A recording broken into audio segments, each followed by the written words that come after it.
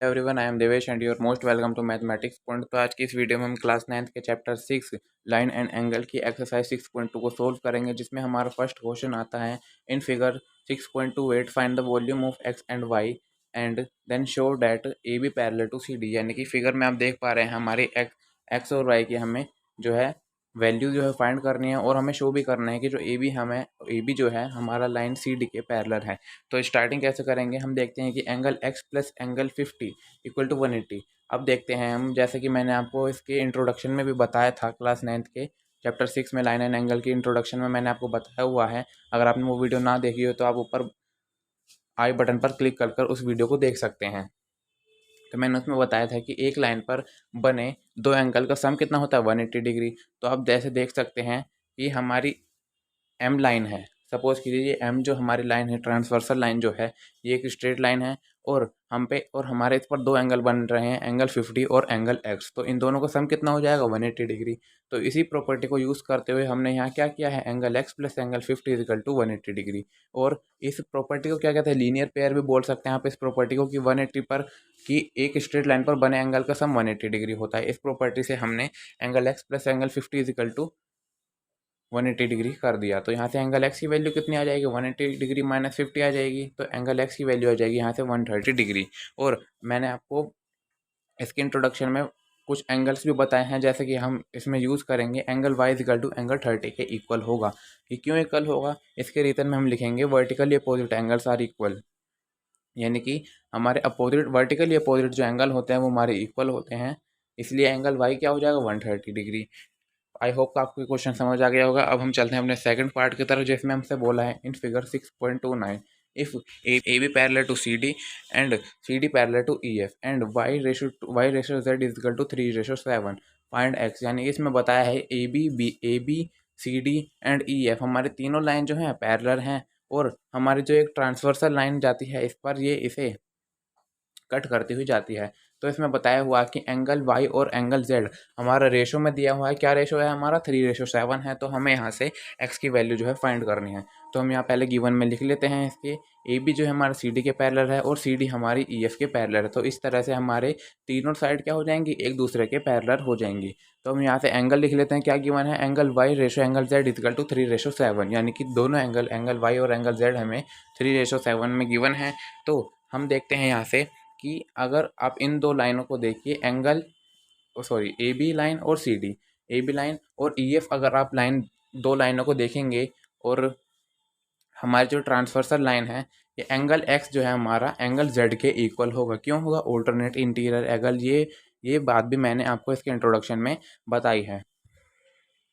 Angle x जो है हमारा एंगल जेड के इक्वल होगा। क्यों होगा, alternate interior angle are equal. ठीक है, तो अब हम यहाँ से देखते हैं कि अब आप इन दो लाइनों पर नज़र डालिए, ए बी और सी डी। ए बी और सी डी में angle x plus angle y क्या है, इक्वल क्यों है, हमारे को इंटीरियर एंगल है। क्योंकि हमारे तो को इंटीरियर एंगल का सम कितना होता है, 180 डिग्री। तो इसलिए हमने इस प्रॉपर्टी को यूज़ किया और angle x plus angle y हमने इक्वल टू में 180 डिग्री लिख दिया। तो अब हम, जैसे हमने ऑल्टरनेट इंटीरियर एंगल से निकाला था कि एंगल एक्स जो है हमारे एंगल जेड के इक्वल है, इसलिए हमने इस स्टेप में जो है एंगल एक्स के प्लेस पर हमने एंगल जेड रख दिया। तो angle z plus angle y equal to 180 degree. हमने ऐसा क्यों किया, क्योंकि जो हमें आंसर क्वेश्चन में गिवन था एंगल वाई और जेड में ही हमें जो है इसका रेशो गिवन था, इसलिए हमने एंगल जेड और एंगल वाई में ही इसलिए इसे कन्वर्ट कर दिया। तो angle z plus angle y क्या हो जाएगा, इक्वल टू 180 डिग्री हो जाएगा। और एंगल जेड और एंगल वाई हमें किन रेशो में गिवन था, 3 और 7 में। तो हमने यहाँ पर 3a और 7a इसे लेट कर लिया।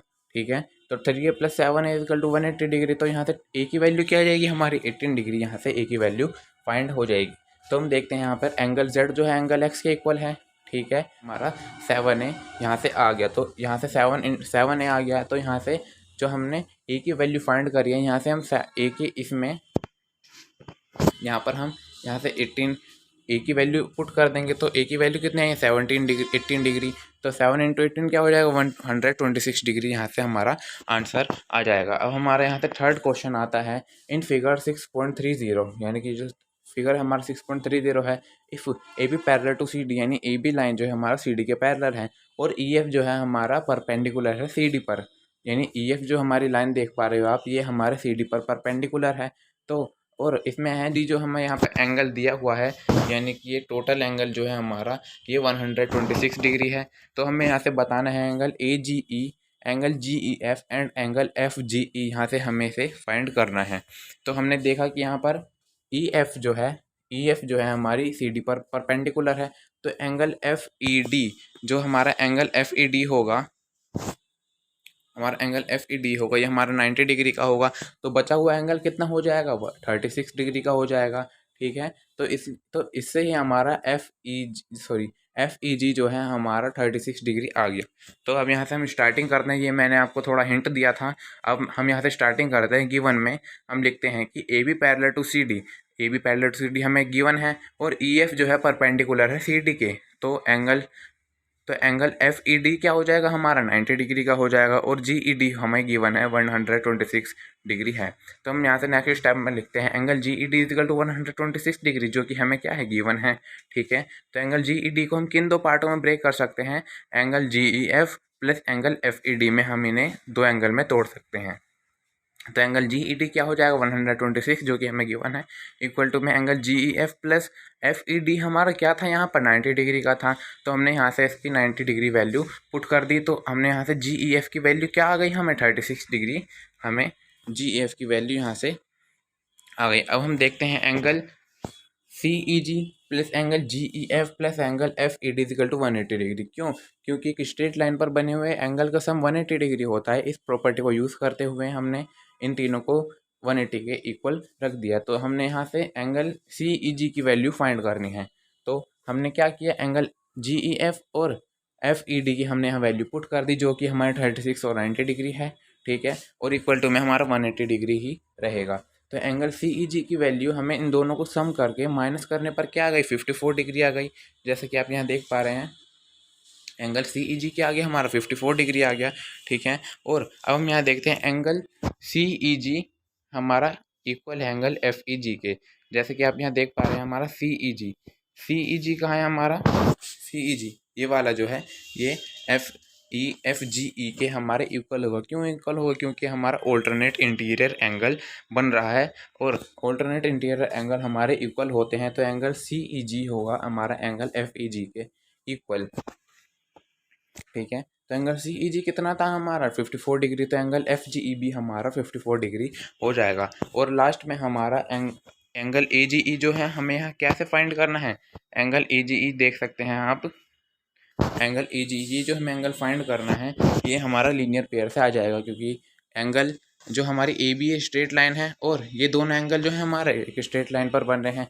और तो मैंने आपको इंट्रोडक्शन में भी बताया है और इसी वीडियो में भी बताया है कि स्ट्रेट लाइन पर बने एंगल का सम 180 डिग्री होता है। तो 54 plus angle A G E equal to 180 degree हो जाएगा। और यहाँ से हमें माइनस करने पर एंगल ए जी ई कितना आ जाएगा, 126 डिग्री आ जाएगा।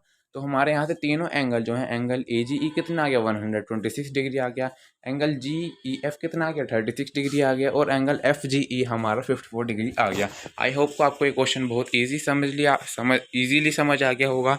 अब हम चलते हैं इसके फोर्थ पार्ट की तरफ। इसको आप ज़रा थोड़ा डिटेल में और ज़रा फोकस होकर समझिएगा, क्योंकि ये थोड़ा सा हार्ड क्वेश्चन है। इसमें हमसे बोला है in figure 6.31 if P Q parallel to S T, यानी पी क्यू जो लाइन है हमारी, यानी ये वाली लाइन जो है पी क्यू, ये हमारे एस टी के पैरेलल है, और एंगल पी क्यू आर ये वाला एंगल जो है हमारा 110 गिवन है, और एंगल आर एस टी कहाँ पर है हमारा, आर एस टी ये वाला एंगल जो है हमारा 130 डिग्री है। तो एंगल क्यू आर एस जो है हमें यहाँ पे फाइंड करना है, यानी ये वाला एंगल क्यू आर एस हमें यहाँ से फाइंड करना है। तो आप फिगर देखकर समझ गए होंगे। हम चलते हैं इसके सोल्यूशन की तरफ। इसमें हमने देखा है कि गिवन है हमें P Q parallel to S T, यानी पी क्यू लाइन जो हमें एस टी के पैरेलल है, और एंगल पी क्यू आर हमें 10 डिग्री है, और एंगल आर एस टी हमें 130 डिग्री गिवन है। तो हमें फाइंड क्या करना है, क्यू आर एस हमें एंगल फाइंड करना है। तो हम देखते हैं फिगर में, P Q parallel to S T and S R is a transversal line. जैसे कि आप देखिए यहाँ पे पी क्यू और एस टी हमारी इक्वल पैरेलल लाइन है। अब हम थोड़ा से प्रोड्यूस कर देते हैं कि यहाँ से यहाँ तक हमने प्रोड्यूस कर दिया, तो दोनों लाइन क्या हो गई, पैरेलल हो गई। और हमारी एस आर जो हमारी लाइन है, ये हमारी ट्रांसवर्सल लाइन हो जाएगी। इस तरह आप इसे थोड़ा सा कंस्ट्रक्शन करके इसे देख सकते हैं। तो कंस्ट्रक्शन हमने भी किया है, produce P Q S T and S are, यानी हम पी क्यू एस टी और एस आर को हमने थोड़ा थोड़ा प्रोड्यूस किया। और हम देखते हैं कि पी क्यू लाइन जो है हमारी एस आर लाइन पर किस पॉइंट पर मीट होती है। सिंपल सी बात है, ये जब हमें प्रोड्यूस करेंगे तो ये हमारी मीट होगी। तो ठीक है, तो एस आर पर हमारी ये एम पॉइंट पर मीट होगी। आप इसे याद कर लीजिए कि एस आर पे जो है आप इसे M P Q R S T जो भी पॉइंट दे सकते हैं, आप इसे वो पॉइंट दे सकते हैं। तो ये हमारी हमने लेट कर लिया एम पॉइंट पर हमारी मीट हो गई। तो एंगल एम क्यू आर क्या हो जाएगा, 70 डिग्री हो जाएगा। मैं थोड़ा आपको डिटेल में समझा देता हूँ कि एम क्यू आर जो है हमारा, ये वाला जो एंगल है ये हमारा 70 डिग्री आ जाएगा, क्योंकि पी एम जो है हमारी एक स्ट्रेट लाइन है और पी क्यू आर हमारा 110 डिग्री है। तो ठीक है, तो सिंपल सी बात है कि लीनियर पेयर से हमारा एम क्यू आर कितना आ जाएगा, 70 डिग्री आ जाएगा। ठीक है, इस तरह हमारा क्यू एम आर कितना आ जाएगा, आप यहाँ से देख सकते हैं कि एंगल टी एस आर ये वाला एंगल हमारा इस एंगल के इक्वल होगा। क्यों होगा, क्योंकि एस टी और एम पी हमारे दो पैरेलल लाइन है और एस आर यहाँ पे हमारी एक ट्रांसवर्सल लाइन है। तो ये दोनों एंगल हमारे क्यों इक्वल हो जाएंगे, ये हमारे हो जाएंगे ऑल्टरनेट इंटीरियर एंगल की प्रॉपर्टी से। ठीक है, तो जब हमारी ये वाला एंगल 130 डिग्री आ जाता है तो अंदर का एंगल कितना आ जाएगा, 150 डिग्री। ठीक है, 180 से जब हम 130 को माइनस करेंगे लीनियर पेयर की प्रॉपर्टी से, तो हमारा क्यू एम आर कितना आ जाएगा, 50 डिग्री यहाँ से आ जाएगा। अब हम फोकस करते हैं इस ट्राइंगल के अंदर, in triangle Q M R की जब आप अंदर फोकस करेंगे तो हम देखते हैं कि आपको ये पता होगा कि एक ट्राइंगल के एंगल का सम कितना होता है, 180 डिग्री, यानी तीनों एंगल का सम कितना होता है हमारे ट्राइंगल का, 180 डिग्री होता है। तो इसी प्रॉपर्टी को यूज़ करते हुए हमने एंगल 70, ये वाला एंगल जो है 70, 50 प्लस ये वाला एंगल हमें फाइंड करना था, तो हमने इस एंगल को क्यू आर एम रखा। ठीक है, तो 70 प्लस 50 क्या हो गया, 120 डिग्री। और 120 डिग्री को जब हम 180 डिग्री में से माइनस करेंगे तो ये एंगल कितना आ जाएगा हमारा, 60 डिग्री का एंगल हमारा यहाँ से फाइंड हो जाएगा। तो हमें यही एंगल फाइंड करना था, ये एंगल एम आर क्यू हमें 60 डिग्री हो जाएगा यहाँ से।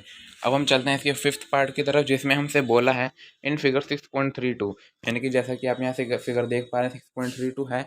और if A B parallel to C D, यानी ए बी लाइन जो है हमारा सी डी के पैरेलल है, और एंगल ए पी क्यू कहाँ है हमारा, एंगल ए पी क्यू ये वाला एंगल हमारा 50 डिग्री है, और एंगल पी आर डी ये वाला एंगल हमारा 127 डिग्री गिवन है। तो हमें एक्स और वाई की यहाँ पे वैल्यू फाइंड करनी है। तो हम देखते हैं यहाँ पर, इसमें भी हमें थोड़ा सा कंस्ट्रक्शन करना होगा कि सपोज कीजिए ए बी और सी डी हमारी टू पैरेलल लाइंस हैं, और जो हमारी पी क्यू लाइन है ये वाली, ये हमारी एक ट्रांसवर्सल लाइन है।